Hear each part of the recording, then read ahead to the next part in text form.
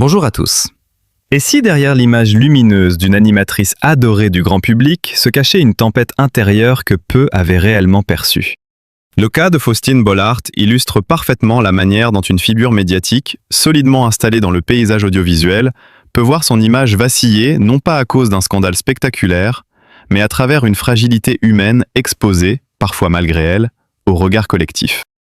Ce qui frappe d'abord, ce n'est pas tant l'événement en lui-même, une séparation, une période de doute, mais la dissonance qu'il crée. Faustine Bollaert incarne depuis des années une forme de stabilité émotionnelle à l'écran, notamment à travers ses émissions où elle recueille les confidences des autres. Elle est, en quelque sorte, celle qui écoute, qui comprend, qui accompagne. Or, découvrir que cette figure rassurante a elle-même traversé une zone d'ombre bouleverse profondément la perception du public. Pourquoi une telle onde de choc ? Parce que le public projette sur les personnalités médiatiques des rôles presque symboliques. Dans ce cas précis, Faustine n'est pas seulement une animatrice, elle est devenue une confidente collective. Dès lors, apprendre qu'elle a été fragilisée psychologiquement au point de chercher refuge dans des comportements d'évasion comme l'alcool crée une rupture dans l'imaginaire collectif. Ce n'est pas une faute morale qui choque, mais une chute émotionnelle inattendue. La réaction du public s'est révélée particulièrement révélatrice des dynamiques actuelles. Contrairement au scandale classique marqué par la condamnation ou le rejet, ici, l'émotion dominante est l'empathie. Les réseaux sociaux, souvent impitoyables, ont laissé place à un discours plus nuancé, presque protecteur. Beaucoup ont vu dans cette période sombre une preuve d'authenticité, une humanisation d'une figure jusque-là perçue comme solide et inébranlable. Mais cette bienveillance apparente ne doit pas masquer une réalité plus complexe. En communication, la vulnérabilité est une arme à double tranchant. Elle rapproche, certes, mais elle expose aussi.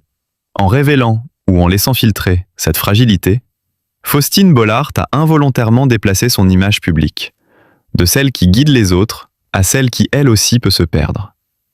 Une évolution subtile, mais lourde de conséquences sur le long terme. D'un point de vue psychologique, cette phase de crise semble avoir agi comme un révélateur. Le retour aux souvenirs d'enfance, aux épreuves passées, n'est pas anodin. Il traduit un mécanisme classique de reconstruction identitaire. Lorsque le présent vacille, l'individu cherche dans son passé les ressources pour se redéfinir. Ce processus, souvent invisible, devient ici un élément clé de narration médiatique. Le public ne voit plus seulement une animatrice, mais une trajectoire de résilience. Et c'est précisément là que le récit bascule. Car dans l'ombre de cette chute, une autre histoire émerge, celle d'un soutien discret, d'une présence silencieuse qui a contribué à sa reconstruction. Sur le plan médiatique, cet élément est crucial. Il introduit une dimension presque romanesque qui nourrit l'intérêt du public tout en évitant le sensationnalisme pur.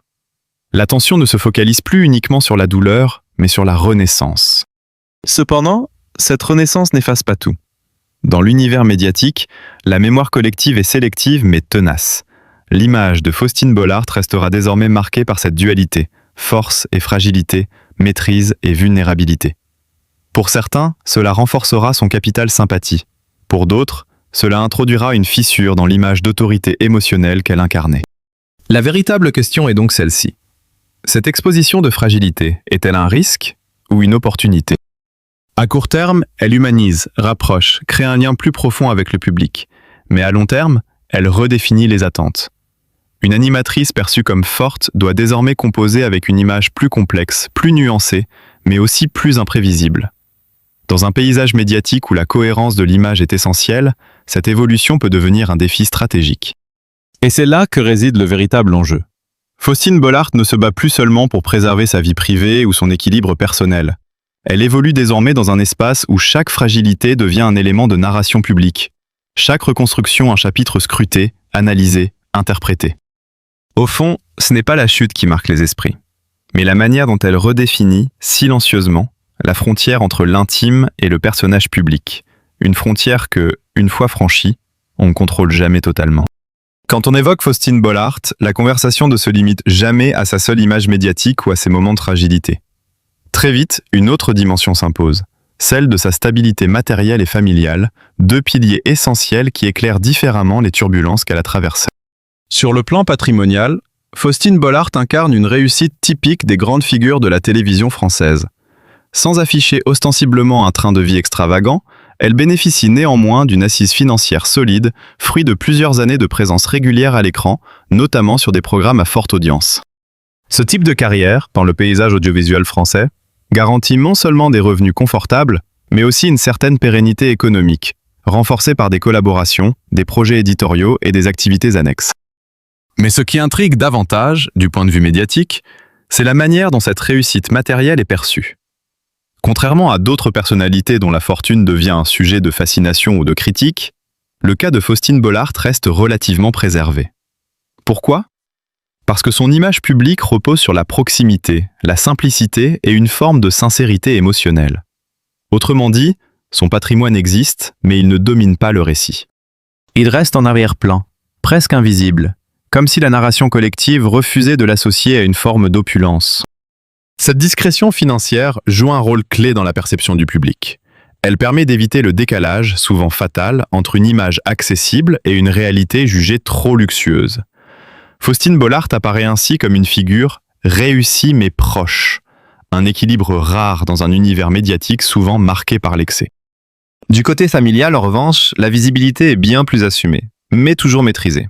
Son couple avec Maxime Chatham constitue un élément central de son identité publique. Cette union intrigue et fascine à la fois. D'un côté, une animatrice ancrée dans l'émotion et le réel, de l'autre, un écrivain reconnu pour ses univers sombres et ses récits parfois dérangeants. Cette dualité crée une forme de contraste presque narratif, qui alimente l'intérêt médiatique sans jamais basculer dans le sensationnel. Ensemble, ils incarnent une forme de stabilité moderne, loin des clichés des couples médiatiques exposés en permanence. Leur relation semble reposer sur une séparation claire entre sphère publique et sphère privée, un choix stratégique autant qu'intime. Car dans un contexte où chaque détail de la vie personnelle peut être amplifié, cette retenue devient une véritable protection. Leur rôle de parents renforce encore cette image. Faustine Bollaert, mère de famille, projette une figure d'équilibre entre vie professionnelle et vie personnelle. Là encore, le discours médiatique est soigneusement calibré. Suffisamment ouvert pour susciter l'identification, mais suffisamment discret pour préserver l'intimité. Ce dosage précis contribue à renforcer la crédibilité de son personnage public.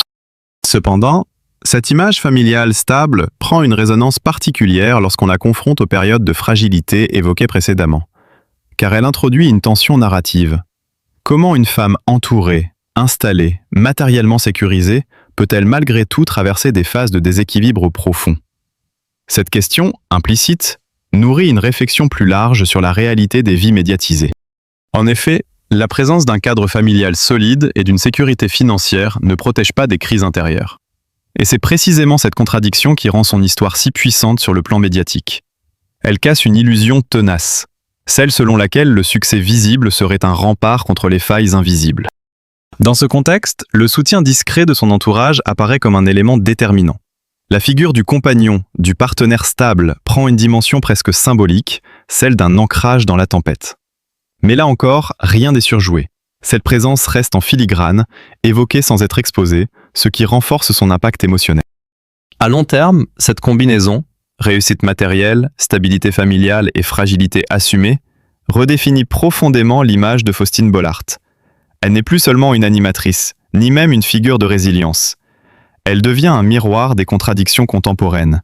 Réussir tout en doutant, être entouré tout en se sentant seul, avancer tout en vacillant.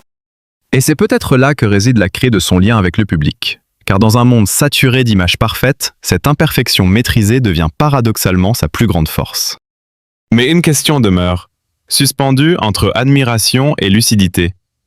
Jusqu'où cet équilibre entre vie privée préservée et exposition publique pourra-t-il tenir, avant que la réalité, une fois encore, ne vienne en redessiner les contours. Ainsi, derrière l'image maîtrisée de Faustine Bollaert se dessine une réalité bien plus complexe, où la réussite matérielle et l'équilibre familial ne suffisent pas à contenir les failles intérieures. Ce qui fascine et dérange n'est pas la chute, mais cette coexistence troublante entre contrôle public et fragilité intime. Le public, à la fois témoin et juge silencieux, oscille entre empathie et curiosité, alimentant malgré lui une mécanique médiatique implacable. Car au fond, chaque confidence devient un récit, chaque silence une interrogation. Et si la véritable question n'était pas de savoir ce qu'elle a surmonté, mais ce qu'elle choisira encore de nous cacher.